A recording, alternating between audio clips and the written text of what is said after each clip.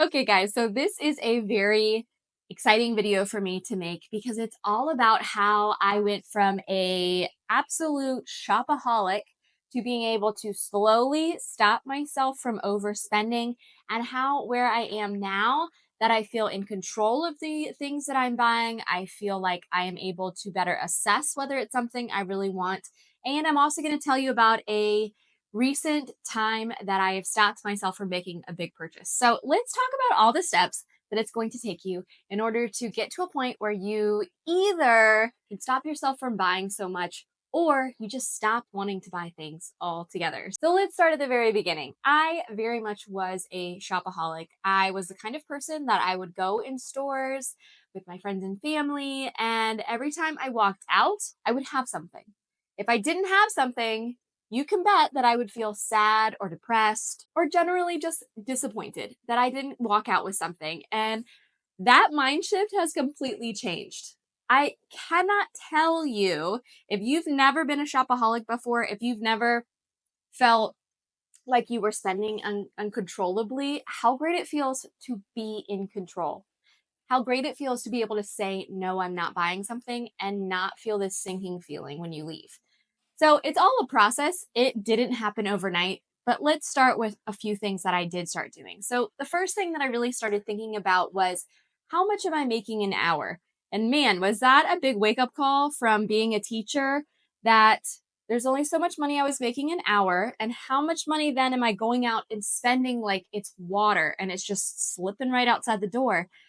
But what could I do with that money if I really started saving and assessing for what I wanted to really use it for, as opposed to just buying a bunch of random things that in the future I'd be decluttering anyway? So the first thing I want you to do is really do a breakdown of how much money you make an hour. So once you've done that and you know how much you make an hour, I want you to really think about that while you are making a purchase. That's going to be the first thing you're really going to think about as you are picking up that sweater and it's $39.99. How much money are you making an hour? And is that hour that you had to be at work worth the sweater? So that was the first thing that really helped to slow down my purchases, was just really assessing how much money I was spending. Now, I also started something where I started to write it down. They say that's really helpful for our brains, is to write things down. So I'm sure you've heard about food journals, but if you are somebody that is overspending and really wants to keep track, take a little tiny notebook with you and actually assess what you are buying. Every time you buy something, write it down and write how much it cost. And that will kind of give you an idea of how much money is going out the door every single day, because I know a lot of us will look on our credit card statement and be like, oh my goodness, I can't believe I spent that much money.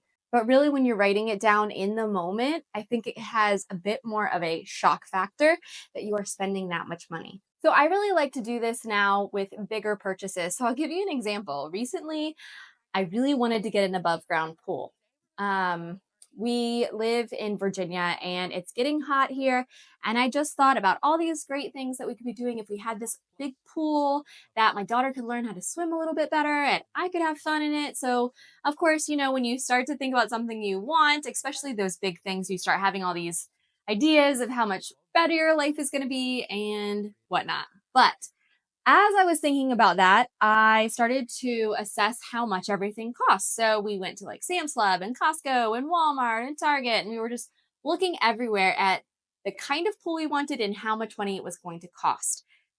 That is when the breakdown of how much I'd have to work in order to earn that pool, that large, large pool, really started to hit home. That it was going to take me a while to earn that much money. And is it really worth it to me when we also have places that we've already joined? Like, we belong to a place called King's Dominion, which is a kind of like adventure park. It has roller coasters, it has water slides, it has a whole water area, and it's about 30 minutes away from our house.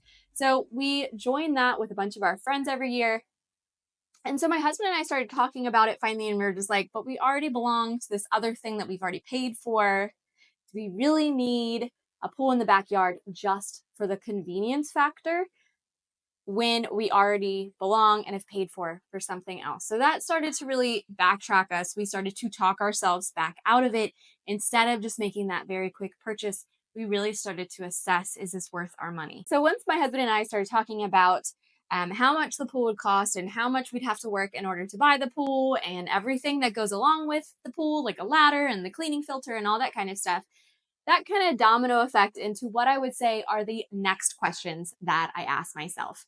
And those next questions are extremely important. If the money one doesn't hit you, then these two should. So the next questions that I'm going to ask myself are, how am I going to take care of this and where is it going to go? These are two questions that once I started to think about these questions every time I go shopping, they have saved me thousands of dollars because I am at my core what probably most people would call a lazy person. I am not someone who loves cleaning. I don't want to spend my whole day cleaning. I have already done that in my life. I have spent so many nights and weekends cleaning my house and taking care of things that I just didn't even want, didn't need, didn't use, but I had to take care of them. So think about those things that you are getting ready to buy and think about if it's clothing, you're going to have to wash it, you're going to have to dry it, you're going to have to fold it, you're going to have to put it in the drawer or hang it up. And does it have a hanger? Does it have a place in the drawer that it's going to go? Are your drawers already stuffed? Do you have no hangers left? So you're going to have to buy new hangers. Really think about the whole process that is bringing new things into your house. So the pool obviously got us really thinking about, where is it going to go? So we started outside surveying, is there a nice flat place that we can put the pool? And what kind of leveling are we going to have to do outside so that the pool sits in a nice place? And is there enough sun? I mean, there was a million questions we started asking ourselves. I really wanted to put it in the way back of our yard, and that area is like a jungle, so it was going to take a lot of work in order for it to go back there. So once I answered that, that was quite a headache. But then I was like, well, how are we going to take care of it? So we were going to have to buy pool cleaners and get one of those scoopy things to clean it. And I knew that while in my head, the fantasy of my daughter and I just playing in it and having a great time, there were so many other aspects to this that I wasn't assessing in the very beginning when I was like, yeah, let's buy a pool. Let's go for it. There were so many other layers to it. And I think a lot of us forget that there is that factor of having to take care of things. There is so much more that goes into owning something than just owning it. I crave freedom. I crave the ability to be able to chase dreams that I want to achieve, things I want to do, or even just to be able to sit quietly in my house for a couple of minutes, hopefully, and just be able to rest and think and not have to clean all of the time.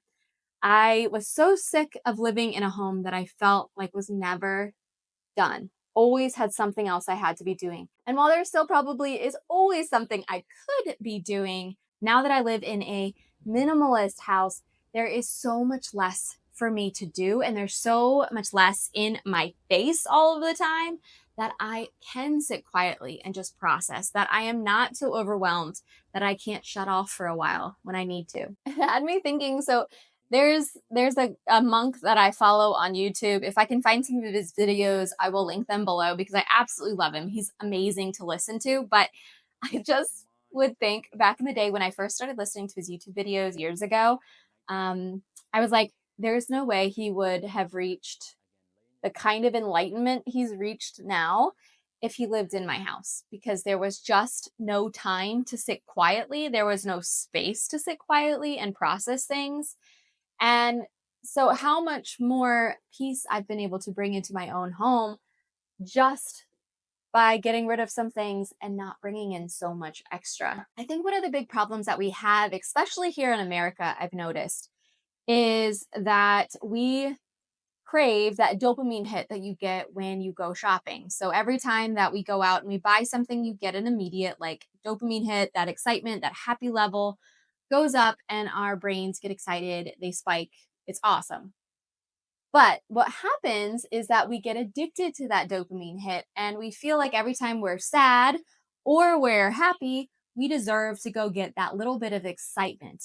And while there is nothing wrong with buying things, there is something fundamentally wrong if you have to live off of that very short high that you get when you go shopping. Because you know what? it goes away so quickly. A lot of times I'd find that I would buy something, I'd get super excited, and then by the time even I got to my car, I'd throw it in the back seat and forget about it.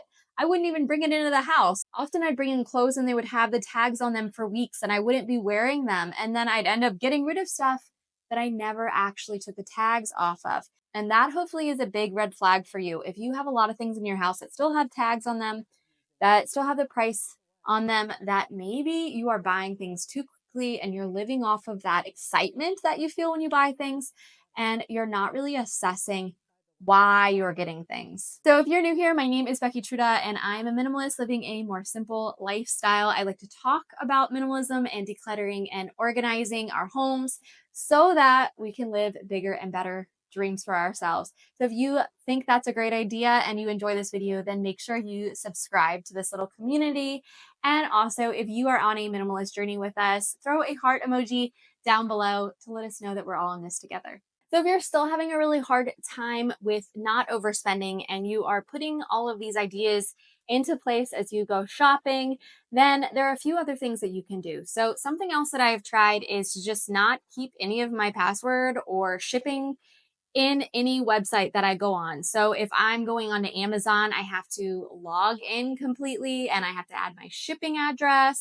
So those things will really help you to build some barriers in front of you so that you don't just go scrolling through Amazon for hours at a time looking for things that you didn't even know you want. Of course, I recommend also unsubscribing from any emails that might be tempting. Like, I don't get emails from Target or any other place around me. They immediately go into my junk mail if they happen to get by, but I always unsubscribe from them as well. So you just don't feel tempted. You don't get that things are 50% off, because even if something is 50% off, you're still having to spend the other 50% on something that you just don't need. And another thing I like to do that really helped me in the beginning was to have a savings account that you are saving towards a goal. So whether it's just a monetary goal, like you want to save $1,000 in a month or two, or if you have a goal of going somewhere. So if you've seen any of my other videos, you probably know that we love to travel. We take my daughter most of the places, but we've been all over Europe and many places in the Caribbean, the Bahamas, South America. And we just love learning about other people's cultures. So in order to do that, you need some money. And what I have found is that saving towards that goal of traveling and having a plan, a place that we want to go, has always helped me to save a lot more and a lot faster and not feel such a pull to buy things I don't need when I know that there is something exciting that I'm saving for.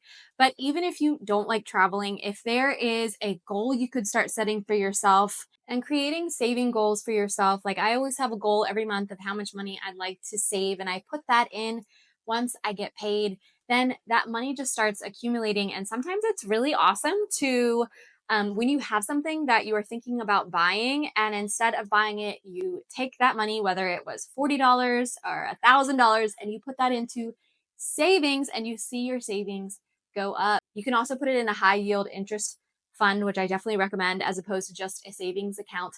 But either way, putting your money somewhere that you can see it going up is another kind of dopamine hit, because you get that kind of excitement that you are doing something that is really going to benefit you in the long run.